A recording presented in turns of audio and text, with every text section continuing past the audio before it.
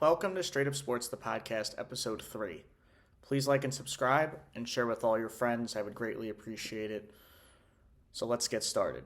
So I know it's been a couple weeks since I've recorded an episode. I've had some timing issues going on.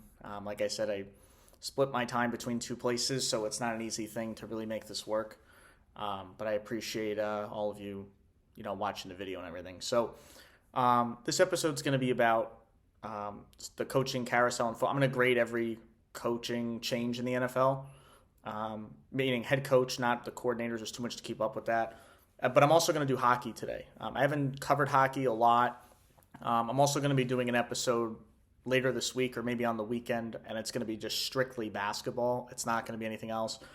There will be a lot of NBA. Maybe I'll throw some college in there because I know we're getting closer to March Madness. The NBA trade deadline is Thursday, so I kind of wanted to wait until after that kind of dust settled. I didn't really want to record this either until after all the head coaching jobs in the NFL were taken, and they are. So I'll start with the AFC coaches. So I'll start with Jerod Mayo. He was hired in New England by the Patriots. He was the successor to Bill Belichick. To me, it's like a C minus. Again, inexperienced coach. They're going into a rebuild. They don't have a GM. I'm still convinced that Robert Kraft wants to be the GM. He wants to reestablish his power. With Brady now going into TV and Belichick likely going into TV as well, I think Kraft wants to kind of reestablish his power. Jerod, he's a defensive coach. I don't expect the defense to change all that much. I think the scheme's going to be the same. Big question is going to be quarterback in the draft. How much offensive talent can you get on this team to make your team legit right away? Because with these rookie quarterbacks, they need talent around them. Like, you can't just throw him out there with Juju Smith-Schuster and Hunter Henry. Like, that's not going to work. I think New England needs to be aggressive in the receiver department. They need to be aggressive in the running back department. Now, will a player want to sign there? I doubt it. I don't know. I mean, most of these players want to win Super Bowls. A lot of the competitive ones, the Derrick Henrys, the Saquon Barkleys, T. Higgins. Some of these guys, they want to win Super Bowls. They don't want to be on these rebuilding teams. Some guys just want to get paid. And I think New England might be in a scenario where they have to overpay for receiving talent to actually get them to come here or draft them in the draft. To me, this is like a C minus. I don't expect much out of him in year one. It's going to be hard for him to, make that team better than what it is. Okay, next hire in the AFC is the Tennessee Titans. So they hired Bengals offensive coordinator Brian Callahan. He is actually the son of Bill Callahan, who Jet fans might remember was on their staff. He was, I believe, the offensive line coach for the Jets at one time. He was also head coach of the Raiders. It's like a C. Again, inexperienced coach. They're in a rebuild. They don't have a lot of talent. I think they're hoping his experience with Joe Burrow and some of these other great quarterbacks can use some of that to help Will Levis succeed. Now, Tennessee has a high draft pick. I don't believe they're going to take a quarterback. I think they're going to go with an offensive weapon, whether it's receiver, O-line. Maybe they go with Brock Bowers, the tight end from Georgia. I think Tennessee's going to go offense with this pick. They have an offensive coach. You got to surround your quarterback with talent. Now, he has DeAndre Hopkins, 1 year left on his deal. I don't know what's going to happen. To me, I would have moved him a long time ago. Probably never would have signed him in the first place. Derrick Henry's not coming back. We know that already. So if I'm the Titans, I think I'm going out using that draft pick on an offensive talent for sure. And you need this coach to evaluate Will Levis because we know Malik Willis isn't the answer. We know Tannehill's not coming back. So the big question for me is going to be, can this coach get the most out of Will Levis, or are they going to have to take a quarterback in the offseason? Now, I do think this is a team that's going to be aggressive in the backup quarterback market, right? Would they sign Jake Browning, right? Is that an option? Would they take Browning from Cincinnati? I don't know. But I do think Tennessee needs to get better on the offensive side. Then we get to Antonio Pierce, right? So Antonio Pierce was an interim coach for the Raiders after they fired Josh McDaniels. Went 5-4 in his stint, and they hired him. Right? I said it before. I think it's only Harbaugh or Pierce for that job, and it turned out that Antonio Pierce ended up getting the job. It's a B for me. I need to see him with an elite quarterback first before I can really judge him. Defense has talent. Max Crosby's really good. We know Devontae Adams is there on the offensive side. I don't know if he'll still be there next year, but he's there. Josh Jacobs is there. They have some individual talent. It's just they're in a really brutal division. I mean, Kansas City, who's playing in the Super Bowl. You've got the Chargers, who hired Jim Harbaugh. Sean Payton. Like, it's a brutal division. I just don't know if the Raiders are going to have success, really, for that reason alone. It's not that I don't think Antonio Pierce is bad. It's just they're in a really hard division, and the AFC alone is beyond brutal with some of the quarterbacks in that conference. I'll tell you this with the Raiders. It wouldn't shock me if they try to trade up to take Jaden Daniels. Jaden Daniels was the Heisman Trophy winner this year at LSU. He actually played at Arizona State when Antonio Pierce was on their staff under Herm Edwards. So it wouldn't shock me if the Raiders tried to move up, but I don't think anyone's going to let them. But it wouldn't surprise me if they did. Then we get to Jim Harbaugh. It's an A+. Guy's an absolute superstar of a coach. He's trying to want to become of a select few to win Super Bowl and national championship. Obviously, the most recent one is Pete Carroll when he won at USC and he won in Seattle. But to me, this was clearly the best hire. I mean, he set a culture at Michigan, got Michigan back on track. I said the longer it went, the more I favored Michigan. Obviously, not much longer after I posted that video, he ended up going to the Chargers. Justin Herbert's an elite quarterback in terms of talent. He's got to get some help around him. Keenan Allen's really good, but he gets hurt a lot. Mike Williams gets hurt a lot. Austin Eckler, kind of an older running back. I could see them parting ways. Remember, he requested a trade last summer, then took it back. Kind of a weird situation. I think they're going to take Brock Bowers at tight end if he's there. I think it's a great fit for what Jim Harbaugh wants to do with his offense.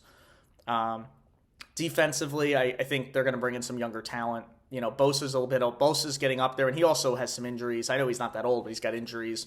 Khalil Mack, not young. The J.C. Jackson signing that they moved to New England was a disaster. So I think the Chargers, they've got to get younger, and they've got to find a way to maximize Herbert because they paid him a lot of money, and now they need to see him kind of take that next step into the elite quarterback territory because I think he's probably the best of the non-elite quarterbacks in terms of talent. He obviously hasn't had playoff success. I think a lot of that was due to Brandon Staley just being one of the worst coaching hires ever. So we'll see what happens there, but it's an A+. I mean, it's an absolute home run. No question about it. Okay, NFC. So the Washington Commanders hired Dan Quinn. It's like a C+. I mean, again, like he has the connections to the area. I believe he either coached or went to William & Mary. I'm not 100% sure, but he has some connection to the area. Washington, I think, was all in on Ben Johnson, the Lions offensive coordinator, but stories have come out saying that both sides really butchered it. Ben Johnson really wanted a lot of money, and Washington wasn't ready to pay all of that for a guy who hadn't been to a Super Bowl, and I totally get that from Josh Harris's side. And Dan Quinn was kind of like the last guy left. It was either him or Mike Vrabel. And I would have hired Mike Vrabel. I'm shocked that Mike Vrabel hasn't gotten a job. But I'll get into that a little later. But, Dan Quinn, kind of a boring hire. Like, to me, it really comes down to, can he develop a rookie QB, right? Because we know it's probably going to be Drake May. Can he come in and develop Drake May, right? We know they have talent on the offensive side. I've spoken about this with McLaurin, Logan Thomas, Brian Robinson. So it's just a matter of, can they get Drake May up to speed right away? Now, there was a key hire made. They did hire Cliff Kingsbury, the offensive coordinator who coached Caleb Williams at USC. So I have to wonder if Washington is going to be aggressive in trying to move up for Caleb Williams. I don't know if Chicago's going to let him. I think if the Bears are set on taking Caleb Williams, obviously it's off the table. If the Bears are willing to roll the dice with Fields, then I absolutely believe it's on the table to get Caleb Williams in Washington. But we'll see what happens. But I think Washington did it with the intent of being aggressive for Caleb Williams. If not, I think they're going to take Drake May out of North Carolina.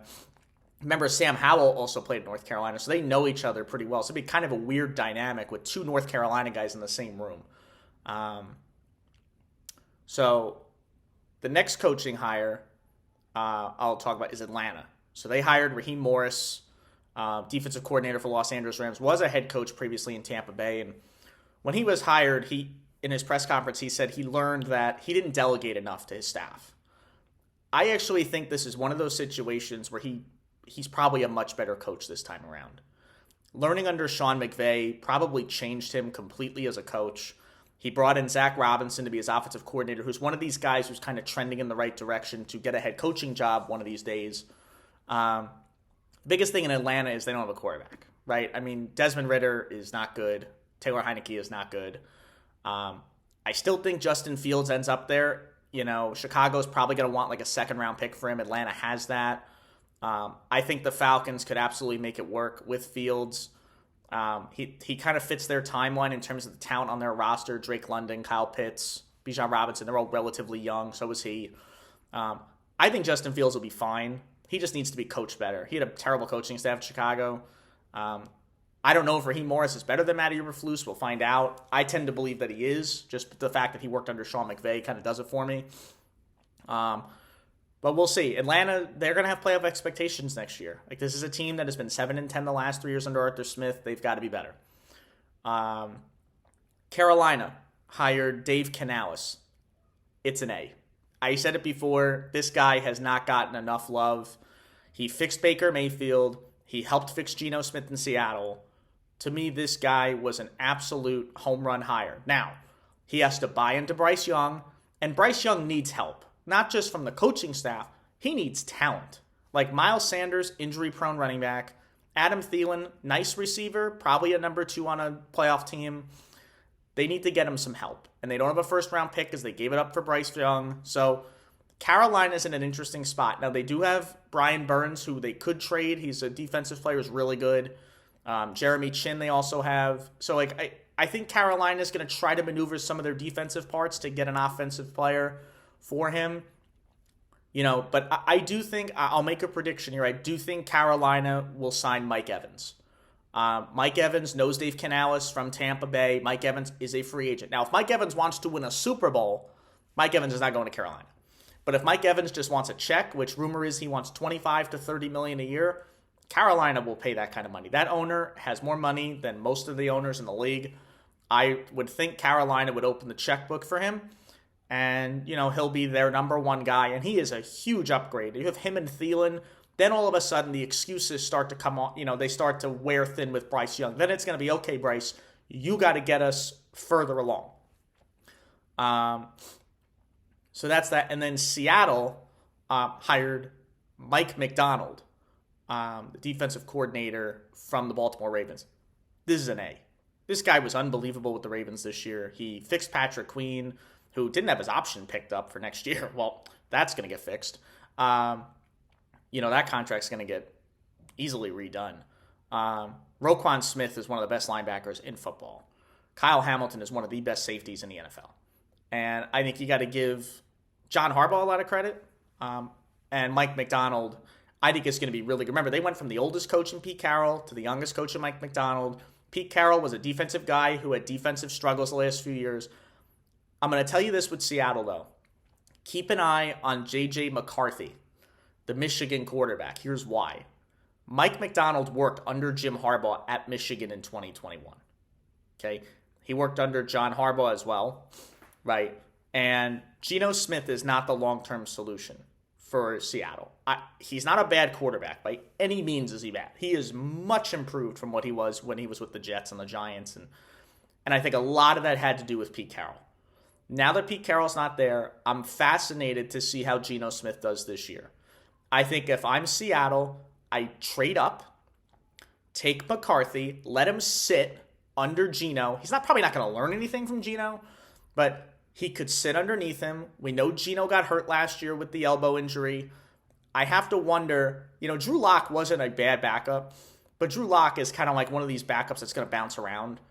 J.J. McCarthy, you could take in the first round.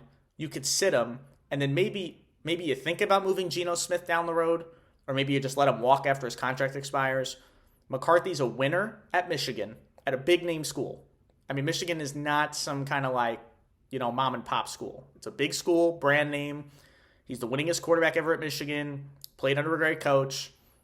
He's athletic. He can move out of the pocket. Maybe he's a younger Brock Purdy.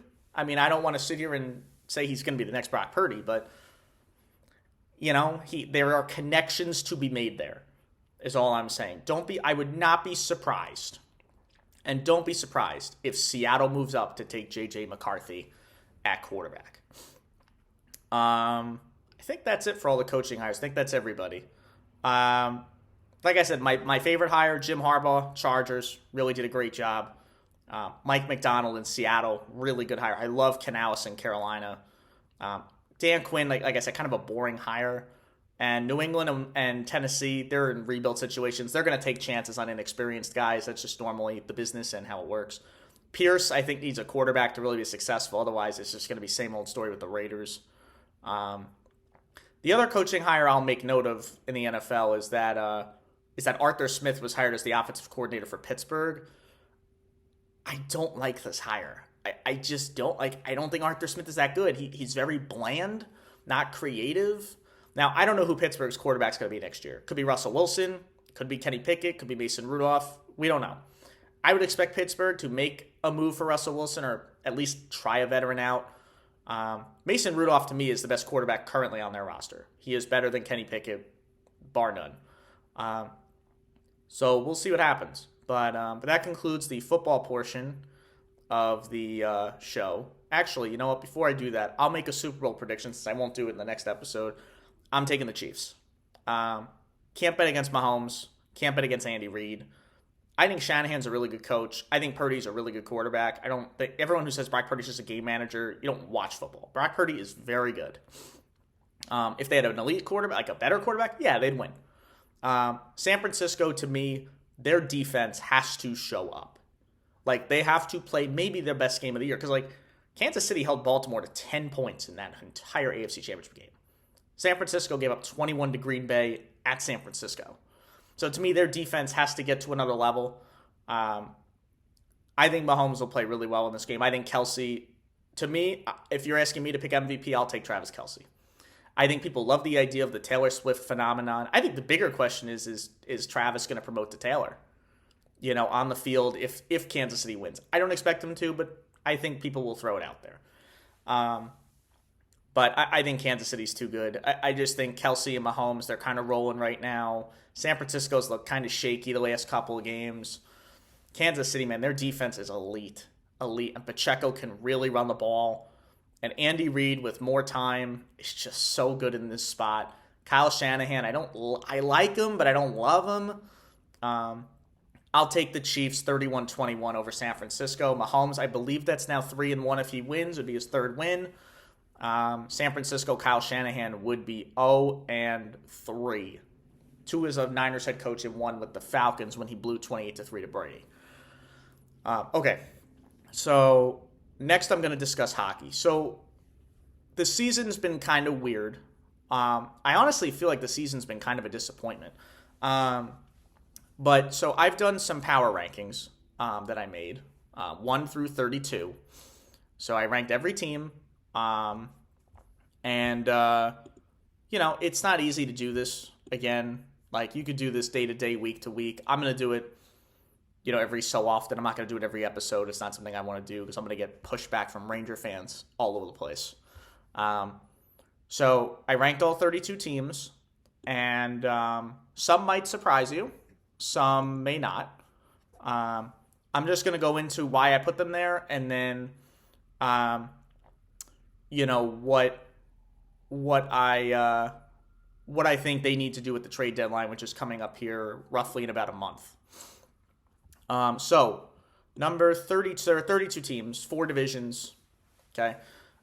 32 on my list is the San Jose Sharks. Look, San Jose is a team that was never expected to do anything this year. They were bad from the beginning. They hired Mike Grier as their GM. He was an assistant GM for Chris Drury in New York. David Quinn was then hired as the head coach. He was a former Rangers coach. San Jose, they had a weird offseason. First of all, they traded Erik Karlsson, which I thought was the right move. They had to move off him. He was never going to do that Norris Trophy ever again. So I thought that was the right move. But Mike Grier, in terms of his forward group, really took a lot of chances on some change of scenery guys. Like, you look at Mike Hoffman, Philip Zadina, who we got in a waiver claim from Detroit, Mikael Granlund. just some really weird change of scenery guys, and none of them have worked. And remember, they started I think it was 0-10-1 to start the year. They have been nothing short of awful the whole year. They were historically bad. And this is a team that's going to have a high draft pick. Last year, they took Will Smith, who was one of the better centers in college hockey. And, they're a seller, right? And I think people start looking at these rosters, as you get a month closer. And they do this in the NBA, too. And we'll see how it goes. But I think for them, the big thing is Anthony Duclair, who they acquired from Florida. That's a guy they probably want to move off of, get, second, third round pick for him. Maybe, I think they're going to try to get a first. I don't think it's going to happen. But, they'll get a decent draft pick for him. Good player, scorer, has a lot of speed. But his personality has been an issue over the years. If you look at how many teams he's played on, just in his career, he played in Columbus, he played in Ottawa, Florida, Chicago, New York, Arizona. He has really bounced around. And when you bounce around, it kind of tells me that you're not a great fit in the room. So I think he'll get moved. And he's probably on a championship team, probably a second-line winger. But we'll see how it goes with Anthony Duclair. I don't think they're going to move any of their goaltending. Blackwood has been, serviceable for them. They acquired him from the Devils in the summer. He's been okay. Their defense is awful just all the way around. They traded Brent Burns to Carolina. They traded Carlson to Pittsburgh. They did get Jan Ruda, but I don't think they're going to move him. I really think Anthony Duclair is the name to keep an eye on. Alex Barabanov's another name, kind of like a young middle six wing player. He's a guy that probably will get more of a long-term deal because he's young. I think he's under 27. So he's a guy that I think teams will look at more at long-term picture than short-term. Duclair's definitely short-term. It's a rental, and then he's going to free agency again. I don't see them moving any of their bigger names. Logan Couture's not going anywhere. He's missed a lot of time due to injury anyway. Tomas Hertl's not going anywhere. Just signed an extension. I don't see them moving off those guys.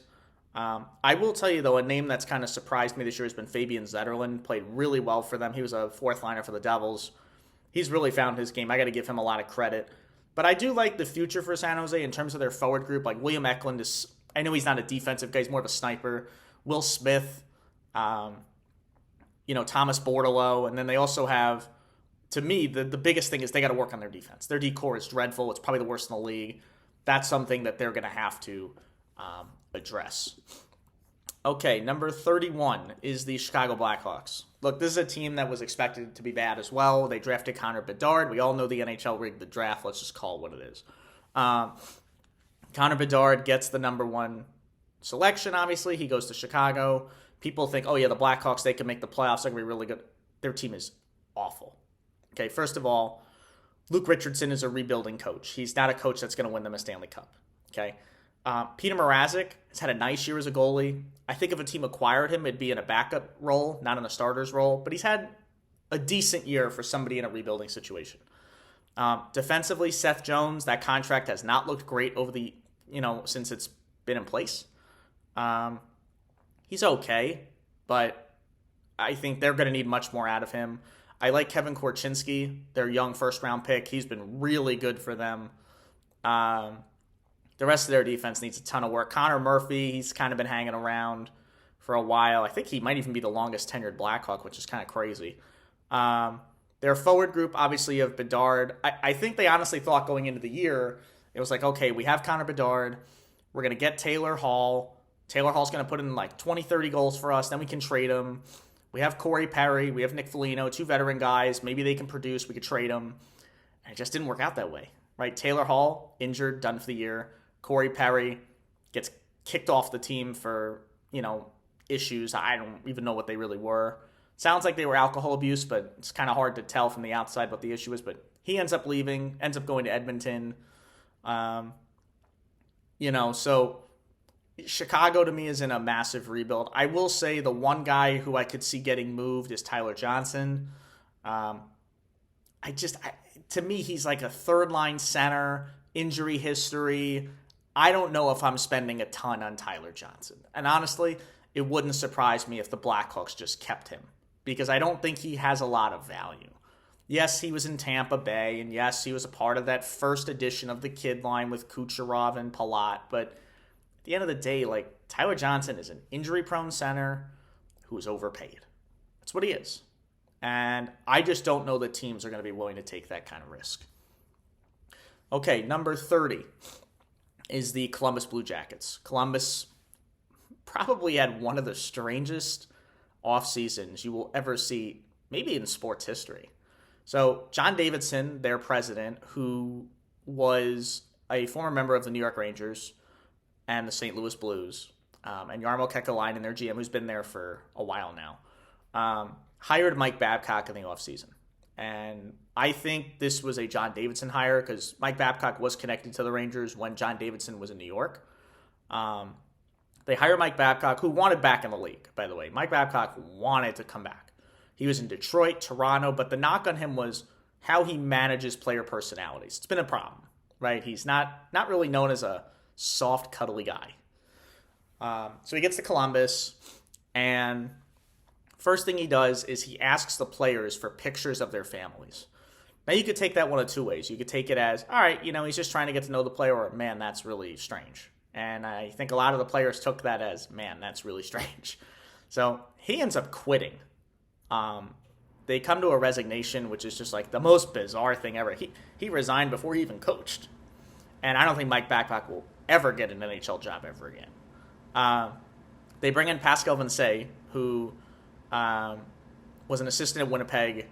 He is by far, honestly, he's the worst coach in the league. And it's, honestly, I don't even think it's close. This guy put Adam Fantilli, who was the third overall pick in the NHL draft, as his fourth-line center. He put Patrick Laine at center. This guy knows nothing about how to manage a roster, how to manage a lineup.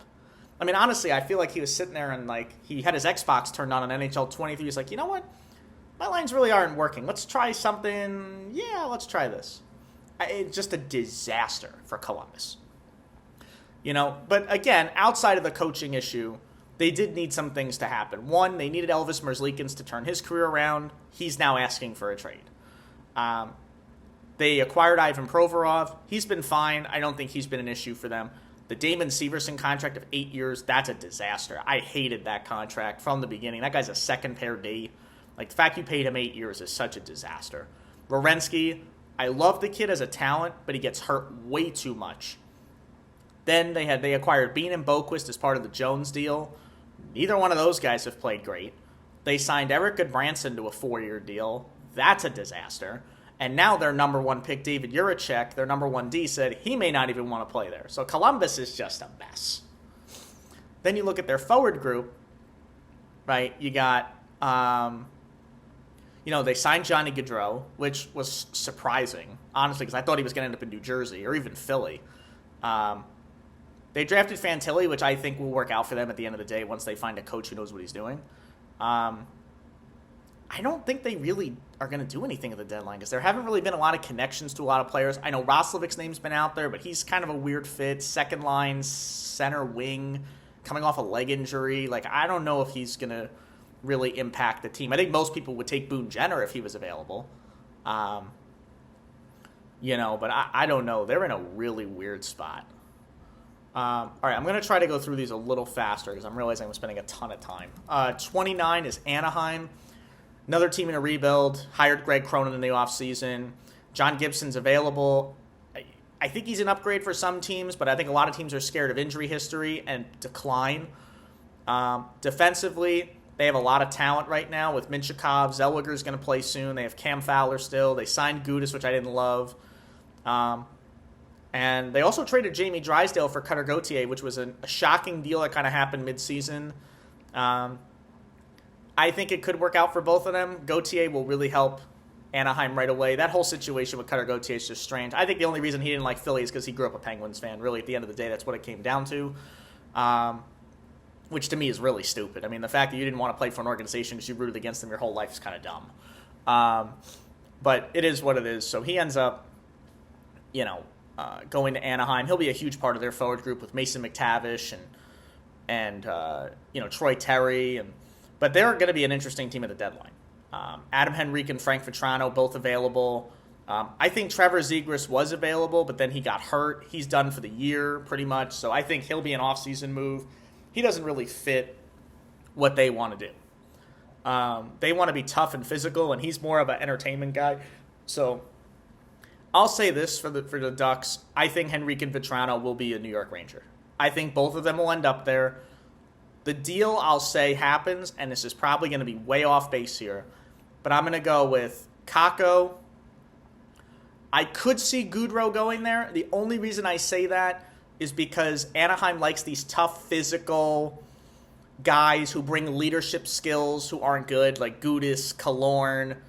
They almost had Cassian come to their team. It would not surprise me if Anaheim took Gaudreau.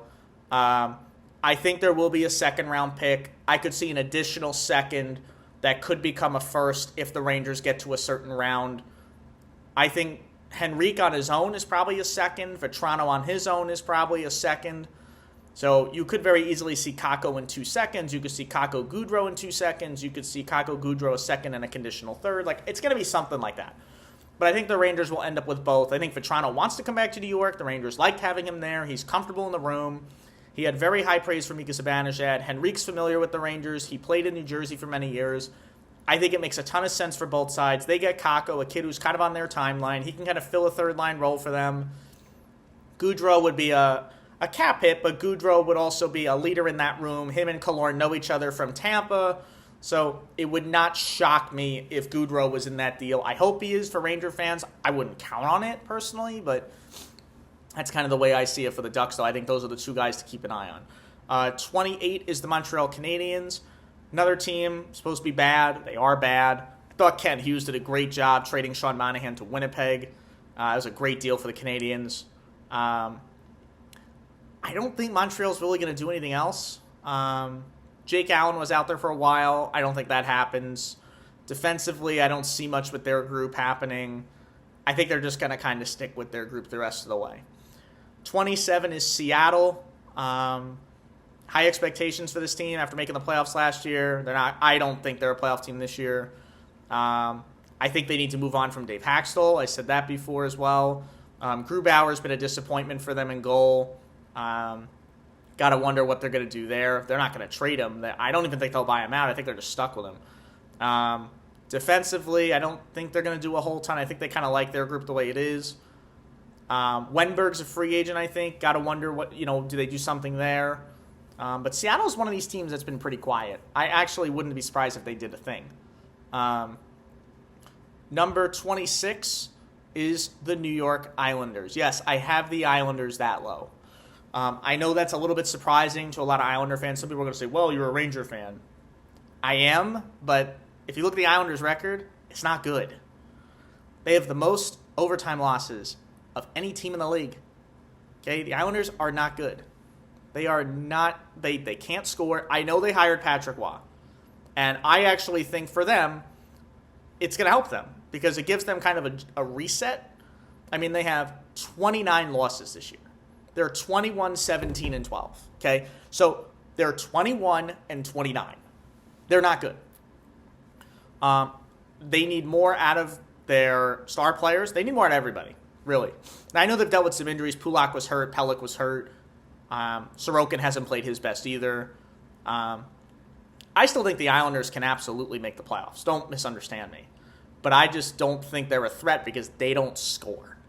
They win ways by goaltending and defense, and that's what Lou's always wanted. Lou Lamoriello has always wanted it to be 1980s style hockey in 2024. And that's just, it's not going to work for me.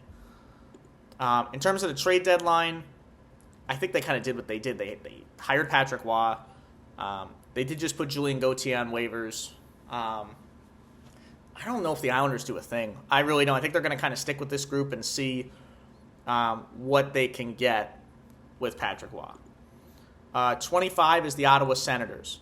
They're really bad. I mean, this is a team that, had playoff expectations and then shit just hit the fan. I mean, I don't know how else to explain it. I mean, their GM gets fired. Their coach gets fired. Shane Pinto gets suspended 41 games for violating the NHL gambling policy. They tampered with Dadonov for, they lost a first-round pick. It's been a disaster in Ottawa. The Senators have said, well, we're looking for guys that are pros. So I think they're going to look at Chris Tanev. Chikrin's on the market, but he's another injury-prone top 4D. Korpisalo's been a disappointment. I knew that wasn't going to work out, but I don't think Dorian really had a choice because the goalie market was awful this year. Ottawa's just not good. It's been a major disappointment. Jacques Martin's their interim coach. They'll hire someone else. My guess is they're going to hire some kind of culture guy. I don't know who that is, but I think they're definitely going to hire a new coach. 24 for me is Minnesota. This is a team that I thought was kind of like borderline playoffs, but things kind of went off the rail early. They fired Dean Avison, and then they hired John Hines. I think Bill Guerin's one of the worst GMs in the game. Again, Pittsburgh guy, like, brought in Fleury. Like, Fleury's done. Fleury's nearly 40 years old, and he's done. Like, Gustafson's the guy. You brought him in. Another Pittsburgh connection, by the way. You gotta live with it. Now, I know they didn't have Spurgeon most of the year. He's been hurt, and that's a huge blow because, to me, he's one of the most underrated D in the league. I think Brock Faber's been awesome. He's been really good for them. Brought in Goligoski. That didn't work. Another Pittsburgh defenseman. Their forward depth also just doesn't have anything because they had the 2 buyouts a couple years ago with Parisi and Suter. Kaprizov's phenomenal. Eriksson Ek is solid. I like Boldy. Zuccarello, you want to re-sign him, fine. He's an older guy. I don't know. They're kind of stuck too. They're a team to me that's not going to do a whole ton because they're kind of stuck. 23 for me is Buffalo. Another team with playoff expectations. Last year was a point out, but I thought Kevin Adams addressed the offseason really poorly. Didn't really do much. Thought his team was just going to take that step, and it just didn't happen. And I think Tony Granato's on thin ice. I definitely think he might get fired after this year. Their goalie has been a major disappointment this year. Devin Levi was supposed to come in and be this like rookie of the year and turned out to be nothing. Jukka-Pekka Luukkonen is young and still trying to figure it out, but their goaltending's been an issue. I like their defense, Dahlin, Samuelson, Power, but now Samuelson's done for the year. Eric Johnson and Connor Clifton. I didn't understand the Clifton deal. I get it. He played with Granato at Wisconsin. It was 4 years, but like, what a disastrous deal. Eric Johnson, I get it. Tough in the locker room. You want to trade him. Maybe you get a 4th-round pick for him if you're lucky. I think the thing for them is they're going to look at Trevor Zegras in the offseason, and I think they're going to see if he fits what they want to do. But to me, this team they're not a playoff team. 22, Calgary. Calgary is an interesting team. What can I say? They brought in an inexperienced GM, brought in an inexperienced coach. They have a lot of guys available for trade. Hanifin, Lindholm. But now Lindholm got traded, obviously, to Vancouver, which I thought Calgary actually did pretty well in that deal. Hanifin, we'll see. I still think he ends up in Arizona. I think that's the spot that makes the most sense for me, but we'll see what happens there. Markstrom, his name's been floated around. I don't think he's going anywhere. But they're kind of a team that's kind of a weird mix of young and old, and I don't think they really know what they want to do, to be honest. 21 is Washington. Ovechkin's had just a dreadful year by his standards. I think he might retire. Darcy Kemper has not been good since he signed that deal with them. Charlie Lindgren's been awesome, really, for a while. John Carlson's interesting. He's an older defenseman. Washington, I feel like they got to sell some of their older players. Guys like TJ Oshie and, Anthony Mantha's a guy who might get some, kick at the can, but I don't know. They hired a young coach. I think they were trying to be competitive because Ovechkin's there, but I think it's safe to say now that Ovi's done, and I think it's safe to say that Washington needs to start tearing it down. Number 20 is Pittsburgh. Another team that probably has to start tearing it down. The big fish with them is Jake Gensel. Do they want to sign him? Do they want to trade him? I think Gensel's going to leave Pittsburgh. I don't think he's sticking around. I think he knows the rebuild's coming, and I think he wants to win again.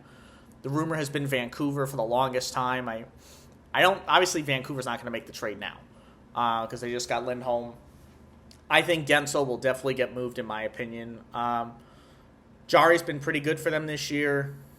Defensively, I didn't love the Carlson deal for them because you had 2 offensive D-men there that don't defend well in Carlson and Letang. Forwards are a little bit older. Jeff Carter's old. Eller's old. Crosby and Malkin are getting up there. They're still really talented, but they're getting up there in age. Jason Zucker's a name that's kind of been floated. I don't even think he's there anymore, actually. But even so, he was traded a while back. But, they got to get younger. That's the reality with Pittsburgh. They got to get younger. 19 is Arizona. And, the Coyotes, they were competitive for a while, and, they're still in it. But, for me, I don't know if they're ready yet to take that step. This is where Jason Zucker is where I meant to put him. He's a guy that I think could bring some value back for them. I think the question is for them is, do you want to try to make the playoffs, or do you want to sit another year out and then next year's your year, right? I think that's the big question for them. But Terizini's done a really good job. I definitely think this is a franchise going in the right direction. 18 is the LA Kings. I never thought I'd have LA this low. They have been awful. They fired Todd McClellan. They're just not good. I mean, Talbot, he's had a nice year, but the problem really is they don't have a second D-man outside of Doughty, and Doughty's old. Like, Doughty's not getting any younger. Their offense is talented. I'm very surprised that LA has collapsed this much. I still think they're going to buy. I think they're a team that has to try to win. I think they need a defenseman badly. Would they go after Chychrun? Remember, they were in on Chychrun for a while. I have to wonder if maybe they would take a swing there. So we'll see what they do. 17 is the Flyers. I'm shocked how well they've played, but I think they are going to come back to reality and lose some games here second half of the year. Torts has done a great job, and Torts always does better when he has nothing to play for. He always does this. He gets his teams to overachieve every year. They acquired Drysdale, which I think will help them. The Carter Hart situation's unfortunate. He's probably done for his career. They're going to have to figure out if Urson's the answer or not. In goal, I don't think they're going to trade anyone. I mean, maybe Scott Lawton's a name to keep an eye on. I think Philadelphia should still sell. Scott Lawton is a name that, on a championship team, he's probably a third-line player. I'm not giving up a first-round pick for him if I'm a team, but someone's going to get desperate, so we'll see what happens. 16 is Nashville. Again, kind of another surprising team. I mean, they're pretty competitive. Forsberg's a really good player. The big question for me is going to be, what do they do with their goalie? Because Askarov in the AHL is killing it right now. Saros has had his ups and downs. I have to wonder if Saros gets to the market. It's a big goalie name, but he's struggling this year. And it looks to me like he might need a change of scenery, and Askarov may end up getting the starting job for the Preds. We know Tyson Barrie's available. He was a guy that is basically an offensive defenseman who doesn't defend at all. Their forward group, I don't expect much change. They're pretty young. 15, I have the Devils. Again, the problem is goaltending. Would they go after John Gibson? Yes. Do they want to pay that price? No. That's kind of the way I see it with the Devils. They also are dealing with a ton of injuries. Jack Hughes was hurt. Dougie Hamilton was hurt. Nico Hischier was hurt. They lose Michael McLeod due to the sexual assault case. So the Devils, to me, I think they could still sneak into a wild card spot, but I don't know if they can go much further than the first round, because if you don't have a goaltender, it's kind of hard to really do anything for them. 14, I have Detroit. I've been thoroughly impressed with the Red Wings this year, just what they've done. They added JT Compher this offseason. I thought, it was kind of a weird move because he's similar to Kopp, but he's played pretty well for them. They added Patrick Kane. Didn't love that move. He's kind of been dinged up a little bit. They added Shane Gostisbehere. He's been good for them. Ville Husso has had a nice year. So I think Detroit could actually be a wildcard team. I think this is a team that can actually be in a wildcard spot. I think they're going to be pretty quiet at the deadline. I don't anticipate them doing a ton. But who knows? Maybe they get aggressive, but I just don't anticipate it. I think they have a pretty good chance of being a wildcard team. 13, I have the Maple Leafs. Yes, they are uber talented up front, but the problem with the Maple Leafs is they have no goaltending, and their defense is kind of sketchy at this point. I think the only way they can go really far in the playoffs is if those guys carry them. Matthews, Marner, Nylander, and Tavares. I mean, those guys have to carry them. They've been in on everybody. Tanev, and they've been connected to just about everybody. I think they're going to stick with the goaltending with Samsonov and Woll and Jones. I think they're going to stick with it. I think they're going to try really hard to acquire Tanev. I think, right now the asking price is a first-round pick, which Toronto doesn't have. Or no, sorry, it's a second-round pick, which Toronto doesn't have. They'd have to give up a first. I'm not doing that if I'm Toronto. That's just not worth it. So we'll see. I don't know how it's going to work for them. They should be a playoff team, though. It shouldn't be an issue. But I don't think they're going to really do much at the deadline. Number 12, kind of a shocker here, is St. Louis Blues. Binnington's played really well this year. Robert Thomas could very easily be a top 10 MVP candidate.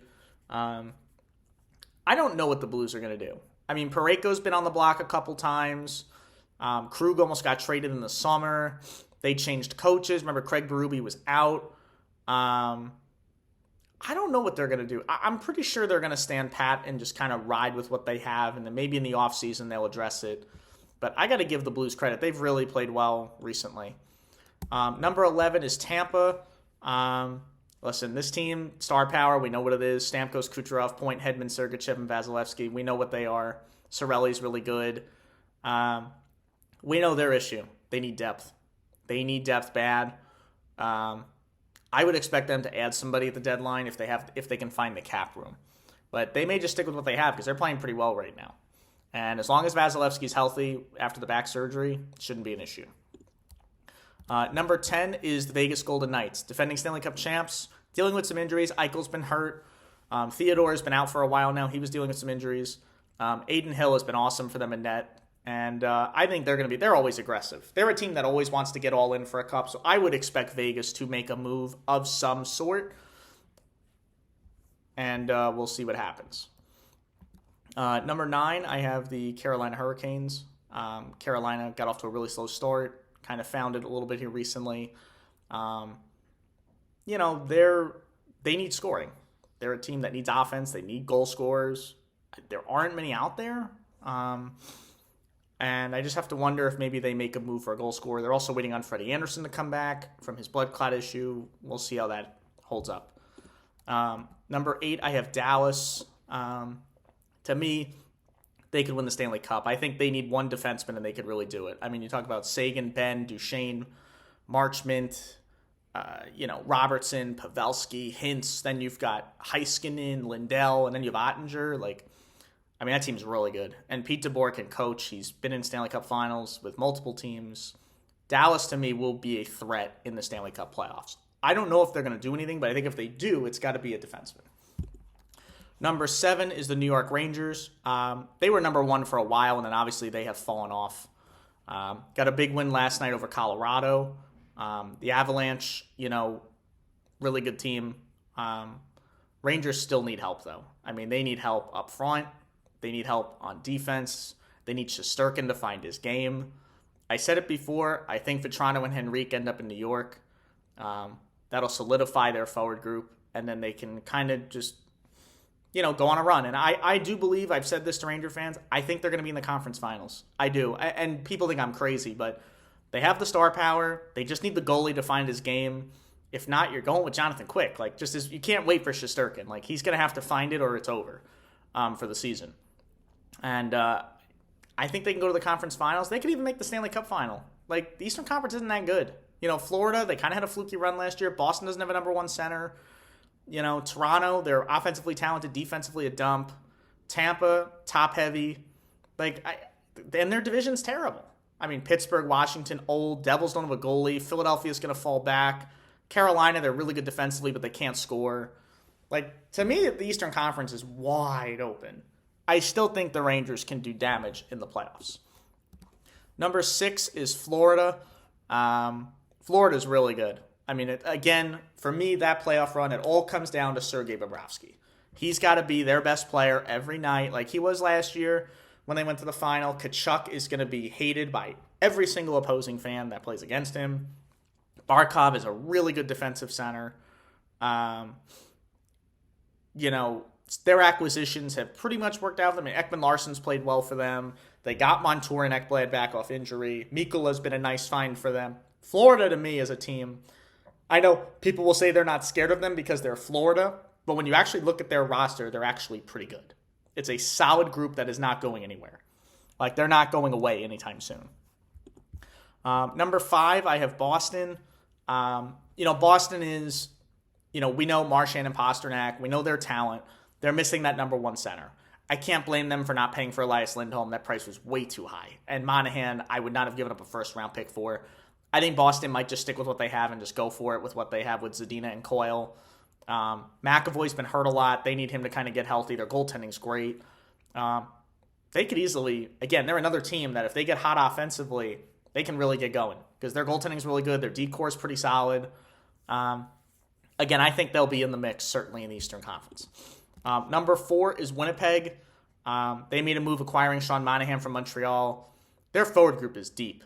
I mean, you look at their centers. You got Scheifele. You got Monahan. You got Cole Perfetti. And you've got Adam Lowry. You also have Nemesnikov who could play center. Barron can play center. They have a lot of options.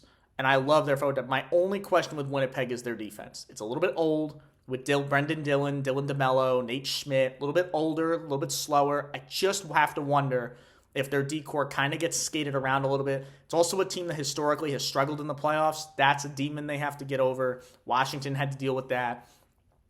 Connor Hellebuck's really good, but I don't know. I'm not really bought into them right now. Number 3 is Colorado. I think the Avalanche, I said it before, they were my pick to win the Cup before the season. I'm sticking with it. I don't love Georgiev, but all he has to do is just make a couple of saves. They don't need him to be this all-world goalie. Makar is special. Bowen Byram's been good. Devon Tays is great. I'm a little bit worried with Jack Johnson playing. I think they probably need another defenseman. But Sam Girard, has been kind of dealing with this mental health stuff. Hopefully he gets himself together. Nichushkin's been dealing with some stuff. Hopefully he gets himself together. And I think they need a center, right? Johansson has been not great. He hasn't really been good the last few years. I think if you're a Ranger fan and you want Adam Henrique, this is the team that could take Adam Henrique, is Colorado. They just need to add a couple of pieces. I think they can do it. They're really good. McKinnon is playing at a different level. That move he made on the Rangers was something else. I picked them to win the Cup before the year. I'm sticking with Nathan McKinnon. He is a special, special talent. Number 2 is Edmonton. The Oilers, look, they were one of the worst teams in the league. They fired Jay Woodcroft. They bring in Chris Nalbuck, who knew Connor McDavid. And Edmonton won 16 in a row or something. I mean, they absolutely were just feeling it. McDavid and Draisaitl were special. I just have to wonder if they're peaking too early, right? I mean, Stuart Skinner, nice goalie, not a starter for me in my opinion. Defensively, I love Bouchard. Nurse is all right, probably overpaid. Cece's not good. So I just have to wonder. I think Edmonton needs to make some additions. Perry, I thought, was a good signing. I'm not supporting what he did in Chicago, but as a talent, he is still very good. He's effective. He's won. I think that'll help in a room. And number 1 is Vancouver. I have been so impressed with what Rick Tocchet has done. I said this last year. They have a number 1 center in Elias Pettersson, a number 1 defenseman in Quinn Hughes, a number 1 goaltender in Thatcher Demko, and that's what you need to win cups. You need a number 1 goalie, number 1 D, number 1 center. JT Miller's been awesome. Besser's been really good. They just got Elias Lindholm. Hronek has been good for them.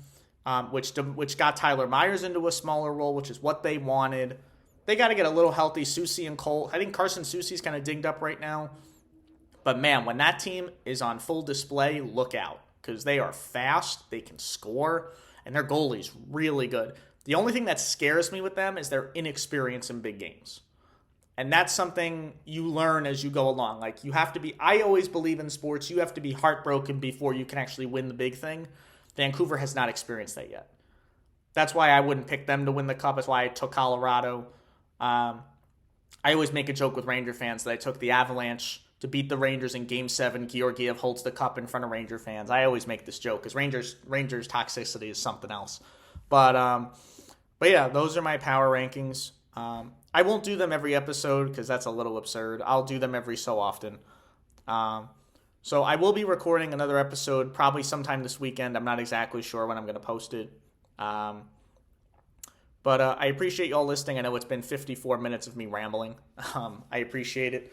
I'm sorry I didn't get this out earlier. Like I said, work and some kind of time schedule stuff get in the way sometimes. And, that's just life. But I appreciate you all listening. Again, like and subscribe to the channel. Share the video with everybody. I would appreciate it. And I'll see you all again soon.